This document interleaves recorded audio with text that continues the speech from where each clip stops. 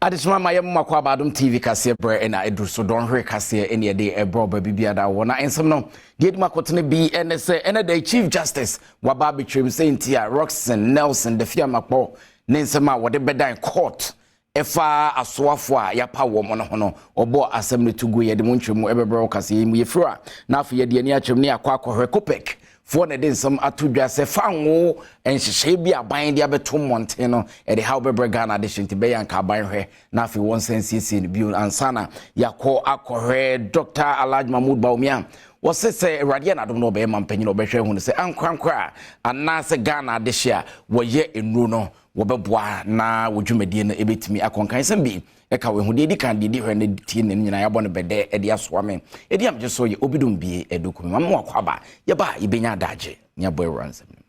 afi yenye brani munwa ensem nankasem wa ye de ni chemu asoye hwe fisam ni amanwe ho nsem so Interior Ministry osofo a wona ne da no ene dai wode ato omanfo a wohwen ya hye so se afi abato afi ye ba beto afi no ompese omode be ya amanwe se hwan ni ngwem hwan ni mpia bonten ekoba ne se be ha adwene we ye futu a wode amomo Oswafa wo hwe fisam so hen record echwemu a we ni hyiamu edikan ya woni immigration officers eye sebe ya obeti wo mo ha o no akyerɛkyerɛ wo mo de aban so epese wo ye ema wo mo isan say wo abato afimu nti oswafo yi de kokɔbɔ ema adwumayefo yi a de to wanim sɛ wonye wadwuma wo parepare yim na de obeye bi ya no omamu na wo fan. As we enter into the election year, there's one key message that I want to give you. We are to serve God and country. Please listen to me carefully. Our duty is to serve God and country by protecting our borders, the entry and exit points. Please do me a favor. Don't do politics here. If you want to do politics, tell us so that we can go and register you with the political parties. You are supposed to work as professionals, and I pray that you do so. Comptroller General, ya woda Ghana Immigration Service ano Kwame Asuatechi kyerese adwuma ne de wo ye pa na nso ohia sa aban bema wo mo waka de sepe ya betimi aye no aye ne yie. I must add that with magnanimity and prudent resource allocation of the government of the Republic of Ghana, the service between the period of 2017 to the first quarter of 2024, that is this year, under my leadership and support of management and our council, has witnessed massive infrastructure development. Yanko me mutemuafo panyin Chief Justice na kachene wona centralfo atwetwe nkomo achim anamo awutu sede be ya ebetimi aboa ama aseni etimi akonkan na afi so sede wiase esi dane no enoma hodo mo so de agu apono so eboa sede be ya obi asem ekopiemu aseni bia be kontem enhyiamu a Chief Justice ene nsɛmtwerɛfo ye ena maame Gertrude Araba Esaba Tokono editu dwase asoye no aye krado se wo be wa adwuma yi a obema tentrene aye adwuma na wo kyeremu a ehu benyia pa se ka bi wonfo nyina ebeso wasene se be ye adwuma wo ye no obetimi aye ne yie na aso Ghana fo ani ye nti call shift system a wode aba no afei ene wo so ahwe ya bro ne be friend piloting se be yi a ensama wodo a ewo asoye nanim no obetimi aka ne nyina ma na firi ho. I've discovered that there are courts where there are as many as 600 cases. There are courts where there are as many as 1,000 cases. Then there are courts where there are as few as 30-something cases about the afternoon shift courts. It's become necessary to see how to relieve the load in those courts, and that is what necessitated the afternoon shift courts. So I'm praying that within the next 3-4 months, when we do an evaluation, we will see whether the caseloads have gone down because somebody else has gone to help the judge. And wechi Chief Justice Tokono assign Echiremuse Enche Court of Appeal ebeshe na setena CBM. We are reopening the Court of Appeal sitting around the country. Now, when you go to the circuit court and any ruling or order is given and you want to appeal against it, if it's a civil matter or non-criminal matter, you will appeal to the High Court. If it's to the Court of Appeal, I'm sorry. If it's a criminal matter, you will appeal to the High Court. So when you have a circuit court in a place like, let's say, Afram Place, the circuit court is in a town in the Afram Place. If the Court of Appeal is only in Accra, you cannot be given access to justice. You cannot be given access to justice. And this is the reason why the Court of Appeal was started sitting around the country. Na Chief Justice Kuya no den sama to dwa achechim sentia Nelson Roxon de Fiamapo nensama wode bedan court sanka be yanka soafo bia mampanyini apa wo mo na kedi kwase court makwan na afei yetimi eso e wo mo anase wo mo so afena mu esoi eno so wode mu nchemo bai na sabre na Adom TV yen central fonso Ebra Chief Justice Gertrude Araba Isaba Tokuno ene Judicial Press Corps kwhia ene wo kire se gina ya wo si ye no enyina egina Attorney General enkrata wo de ba na so ye ya o kire ni senti a ehu be yin ase obeka saasam no afiri ho no mu a enkyere mu de ma ye ne to asom nti wagitu mu o kire se woni mpa ase wo no mu asam de fa wo hu nyina no oma wo nkrata applicants ka won achame no mra hye bedwafie ni Attorney General wo mu nyina nim ho bie na wo kira aye krado se omeyama mra ene de be ma tentere ne aye adwuma no ene wo de be di dwuma. The court was going to sit on the Wednesday,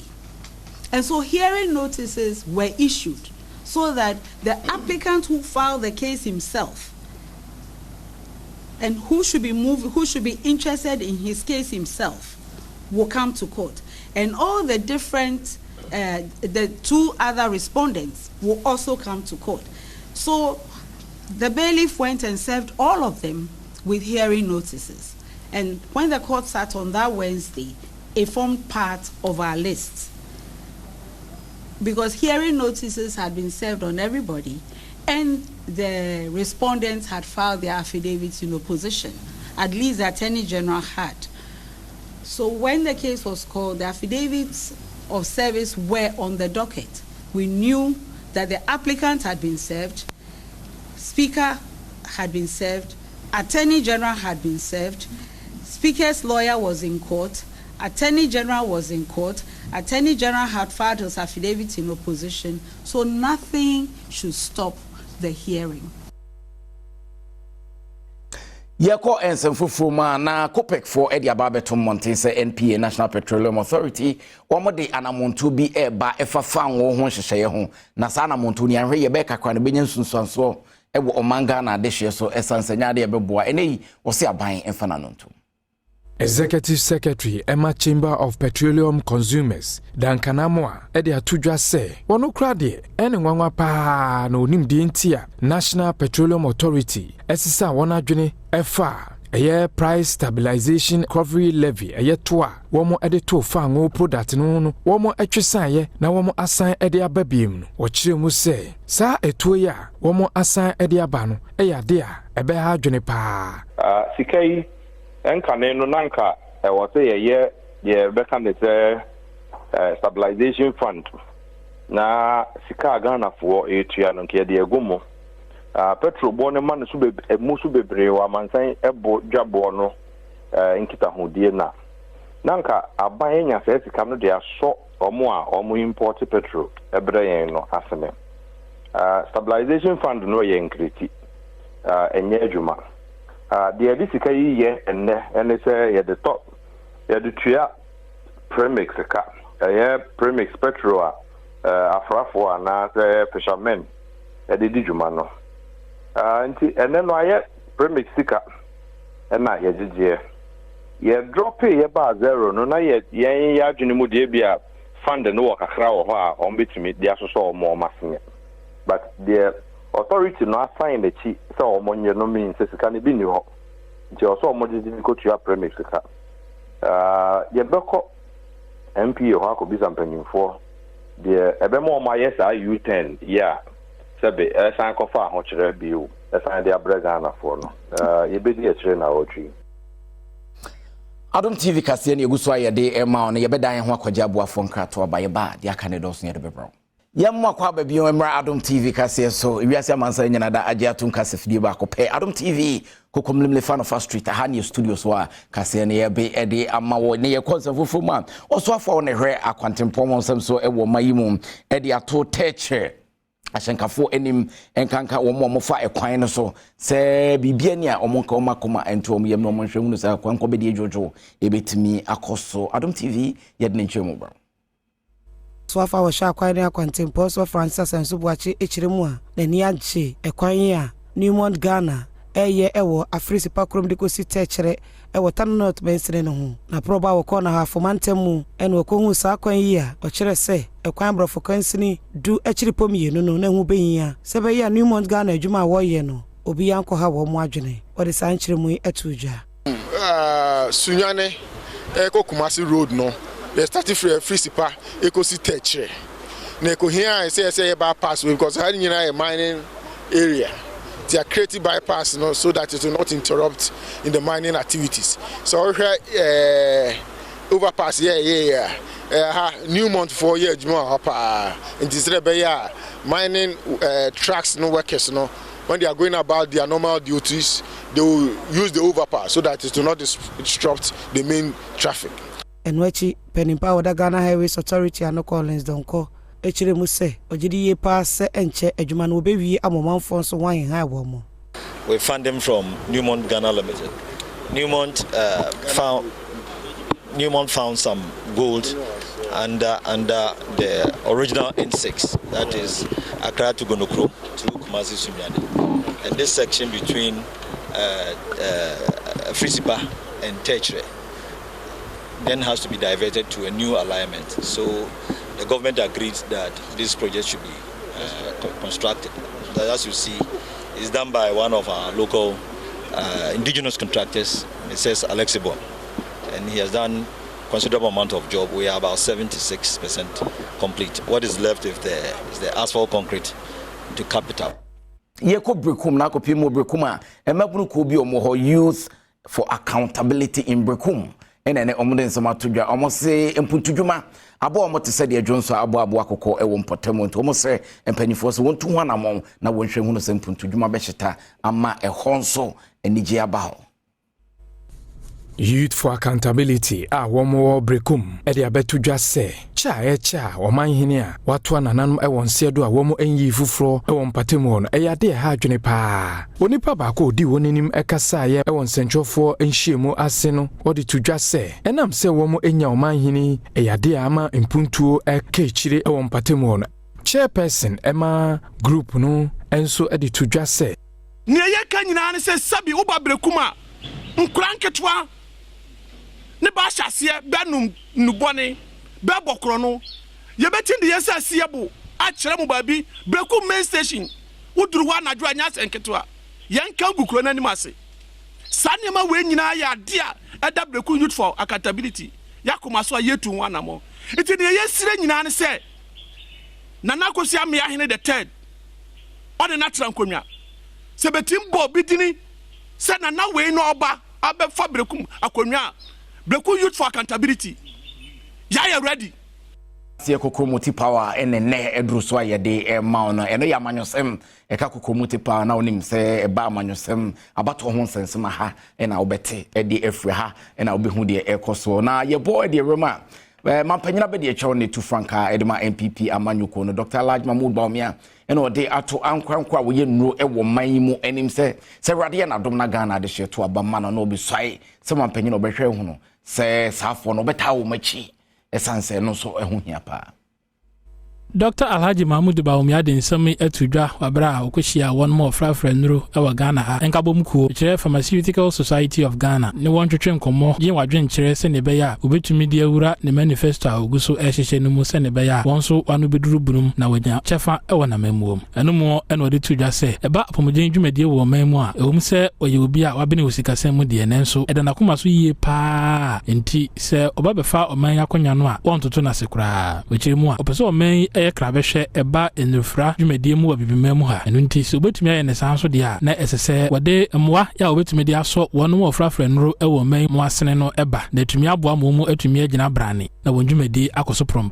Without that support we are not going to make it. The good thing about the pharmaceutical industry is that the demand for the products is there. 70% of our needs are imported. So the demand is there.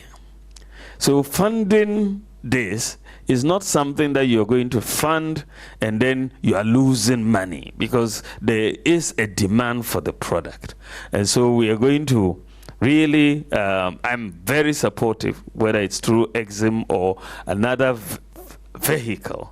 Owie ye na bano deni di Pharmaceutical Society of Ghana, Dr. Samuel Kodonko, and so editor Dr. Baomianim say omodia say onoma waje ntitiye ewo nufra dwumemu a woma wie sukuu no obetumi afa dodo no ama womu enye dwuma ye wo man mu firi say e kamea ye say dodo a wonum afa wonum no eno so kora onam sa akonya no so e de won ha ba ko mienu bi a wosusu say samampania be de akire e de hye ne manifesto ni mu a ebetumi aboa womu odwumadi akoso no bi atudwa. Another area of interest is recruitment into the public sector. For the past 3 years, we have not had pharmacists being recruited permanently into the health sector. And we have 7 pharmacy schools. In the next 4 years, we would be having 4,000 pharmacists. And even though we are talking about the future, that is something that we would want you to kindly look at it now. And if possible, in the next, according to how you do it, if you can get 500 or 600 pharmacists even be recruited permanently before you assume office as the president. The health minister, incoming health minister is here, and we would want you to look at that. Yanko Aguna West na MPP amanyuko no panyini ba kwa wujina uma betri so apro memu mrashe bedwa akonya no wono eneyi watesi monten so akwan bi ada ne wum na a enam so nti wanhwe betimi de nkwanhia aba wahase a osisi. Manfo a womo eti Otabel krom ewo gomua benso eni age enam se New Patriotic Party eye MPP amanyoko no parliamentary candidate owo empatemu Chris Atta akohwe etwa womanfo yi ekwan eso e de amom abra ne Adom News Central for etwetwe nkomo no wode tudwa se wasan so esiesie nsamso awodo bi e wo empatemu no ene ekwan no se ne nsemone a womanfo bi edi e wo empatemu no eye robbery ene niema basa akoso e wo empatemu no ebetumi abrase ampa haye Agona West Ultra Bridge kwa ya Gomua Central na kwan bi eni ha nti haye mura nso da finifin obi ntumi nko obi ntumi ma can't na some way tesis ya nso ya ntumi fankwala bi mu pise o mu twem e wudi fosha ha nti community a wa ha no na be tu batu mani so on be stress mo modemboa na ya kwan no Nyame Adom enya hanko a na mo de batu mani Nyame Adom etimi ayewoyi asise yetimi twa kwan na atomu ha Omanfo eti mpatemu ho ni bi ene Adom News Central for etwetwe nkomo no ensem se na omo de tudwa endu bosumi mpo papia be covet I am feeling almost about 50 trips I am tuning wa papia hwa ya ade ati say because of how we are na enda hanti last 4 years nipa bebli ayewa aguna ha ina ya cross ko bomwa every registration ekoto aba ho Nyame Adom afi kwan adem Tiama this year de ya police ugomwa ina ya siaba aguna yes ye the Christmas pa because I do na you problem ba kwa we na ehu de ehu ya no more than more na road no abaye road because ahia wa to oda afele kwa ya ahia ba and this you know how to feel it ama ya understand o say comment na ya share alright but akapani ya de mutwale apaso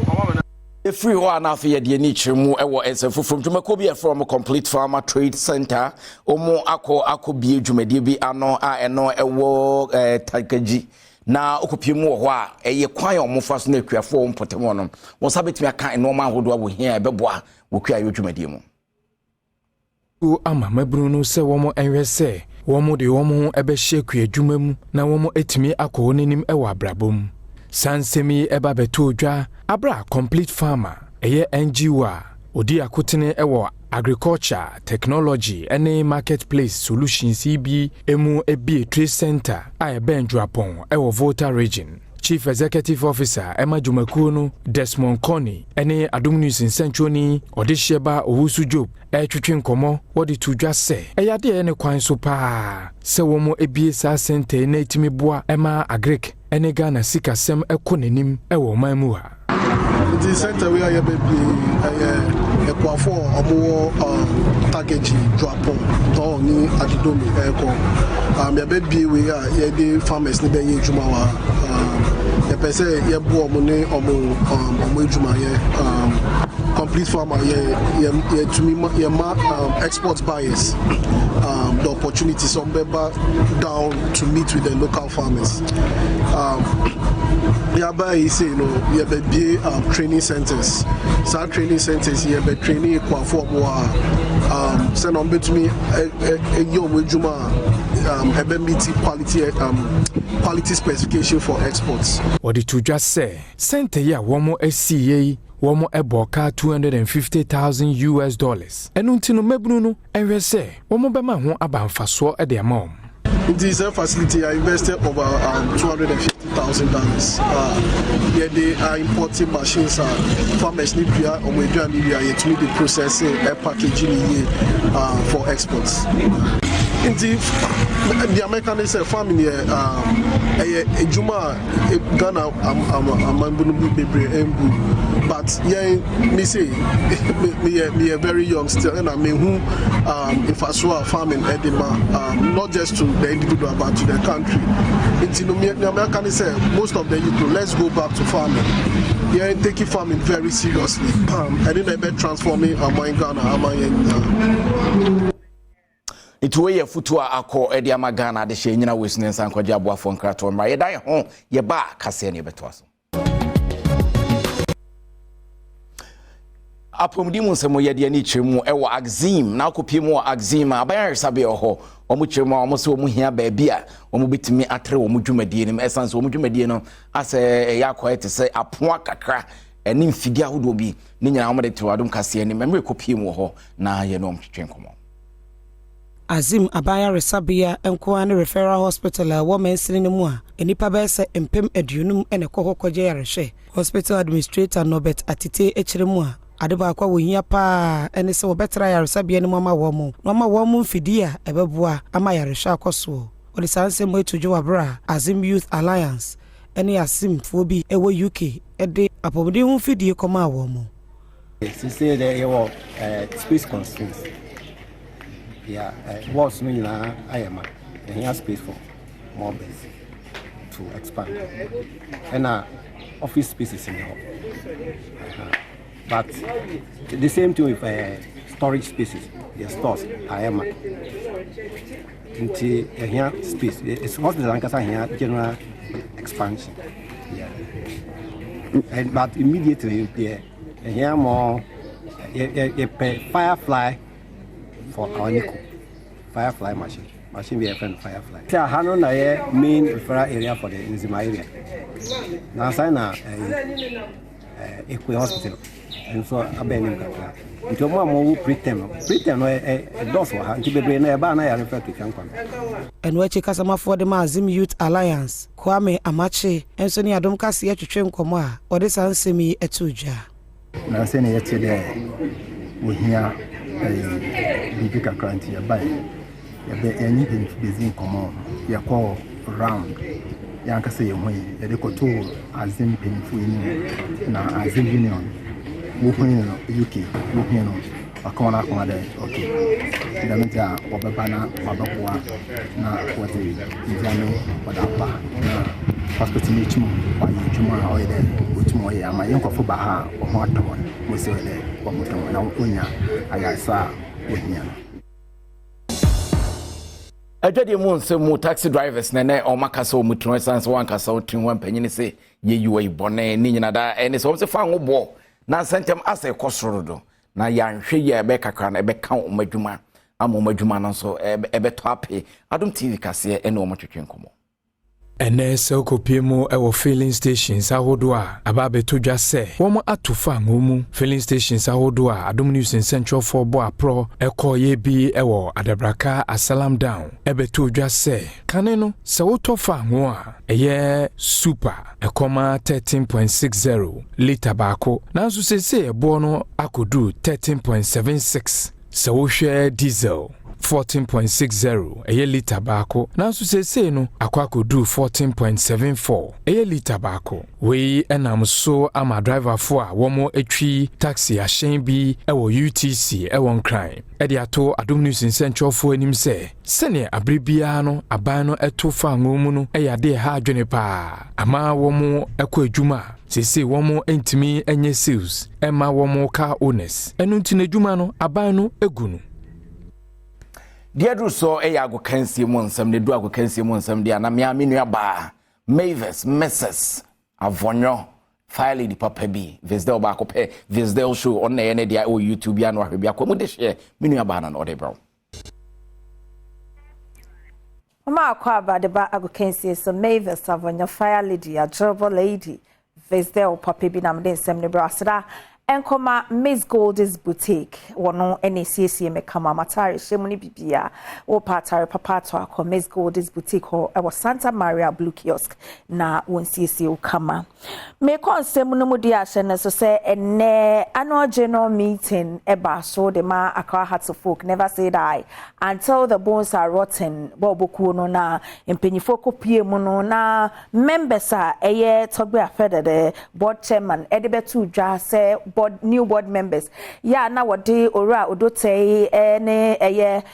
mpenyifu dada ne bi eka ho a na supporters ne se wo mo nyintum na enne wo ma akọkye wo mo bobre ma wo mo supporters na bia wo mo se wo mo nyintum akopeja wo mo nsa ama wo mo agi atum yenti ho nsem. We are getting into normal times and we expect that we'll have our board meetings regularly, and what we intend to do is the following. From now onwards, consistent with the requirements of the company's code, at every board meeting, at every AGM, 3 board members will retire by rotation, and then they'll be able to offer themselves if they chose to continue as directors. So now we'll see more dynamism on the board going forward. You see? So again, we are in a serious transition period. Intina eno ho ensem no Ghana for no woni wa wo be kan ensem sa so ekodu hwe wo mo asa akopeja wo mo nsa na dem de be wie kra ne hye ne se former captain at the Black Stars of Ghana Asamoah Gyan enra exclusively on Asempa Ultimate Sports Show one maestro tena se enkomo bebre ene ba so na bi pie mu obisa no se uhu eye dede ayiu ne captaincy no uhu ne sen wo bo na ba so pa yintie. But who the captain's armband nija Andy Dede Morgan you? Who say as the captain of Jama no ukromi say obia wo sene osi handle ni niamafa me time no obia ni dia me so me and real time no so no ni colleagues are also omuni ejuma no obia so hu ye but Andre a good leader say me na our camp da we're a good leader. The time I'm captain now, your assistant to the camp no near my church near Mano. He says a good leader, but she say only error. Okay. Only time now your captain. You know, at the end of the day, you know, I say debate any winner, but only Mutrim say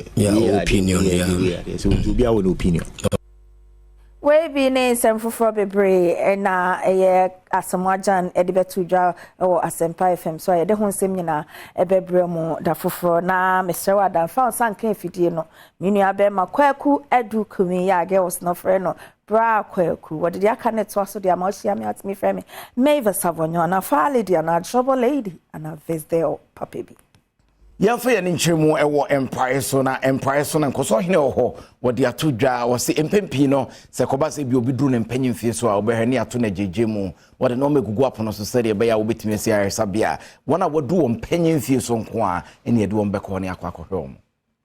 sese ukopemu ewa yaresabia wobehu se emebunu ene enkwakora ne mrewa womu nina ete line mu twense adoctor for ebehwom aya na emrewa ne nkwakora yi womu ebre pa esanse wo mo entimi entena faako enche we enam so amankoso hene a wo kowu emprise so nana kofi bedi ako e de ato Adom News nsentwofo anim se wo de nhihye egu akwam so obesi health center bi e de ama omanfo a wo mo enyini na wo mo etimi akogye ayarehwe e wo ho any developmenteko entino me ya mepes me bibi eno no meye na de am pese me see clinic I be primary health care senior say stroke na adema yare bia utimi ehuni tempa etimi save no bi some person yes na am for be kwa check one sugar pressure ne other name we bre no yade am person meye I free me me nko na fi senior ohima ne other we for kan no e be dwendwen enema kuru ehia na yeko udumase na okopie mu ewo udumase nso a ene empanyufo ese ebeya anka adwumadi ahodo bi a empanyufo de egugu apono so ase wo manfo ye yomani wo monso ntache no monhwe hunu so mde wo mahode wo nim de no bibia bebo amasa adwumadi ahodo no akoso Adom kasi ama ne boni Isaac Lomenyo ene benkum hina wo udumase antepena kwa afra mo abosom pem etwetwe nkomo wo bra adwumadi ba na wieye ene wodi tu dwase oja bibia ba aban so no nko antimi nyanti na hu behia se obeto nsa afre odumase man ne omanfo wo achiche ne bencheye se be ye obeboa na obeso wasene na nwuma wodo bi opeso wo ye ewo nkuro nim no watimi aye na de sanchire mo yitu dwa me ne nananum nyina adwene se afiaso na Yesu amani huna yemfa nkrakra ye nananum ne ema ewo akwantuom ani obi biara ne emra ni ankeke ensase na nya nioma nyina na sese ye hwe aban se o meye mae enti se ubedi hene anase o hene yapono hu dibre bi kakra ma wa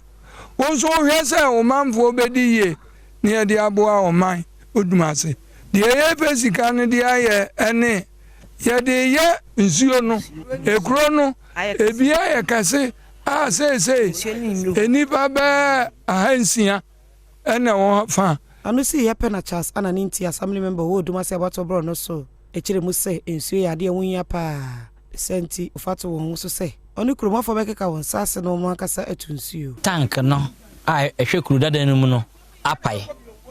ye se be repair but still anyi nti na se ye bo foto a ye bitim de akakoto mo no na ma yenya nsuo amatememfo no echi no ebesi etu nsuo no ahodo mienu kan dada na wo ho no ho se de be ya kuro no mu nyina ebenya nsuo ene gide mu nsam ye bo ede ewram dia abrante ba kwa wo yisini na wo twasini na afi sese wo di sofo ede ka ho Timothy Bentum Timothy ene wo de atodwa wo se nyame ka ho bi nyame amema ebia nke no boni ananka wonom ka wantimi enyai bidi ndi obidom bia dokument nyame pa ebesanso hyebe yakra mo nyina papa. Well, that's interesting. This is where, personally, I don't think I have a clinical explanation because I think that God played a huge role in my overcoming of that particular day. Because I wasn't just like once a while. It was like every day, wickets and sleepers and everything in between. I've spoken to a few clinical psychologists and all these mental health experts, like my brother understood with us. And my case is strange because I had no withdrawal symptoms, I had no running nose, no twitches, it was, I mean.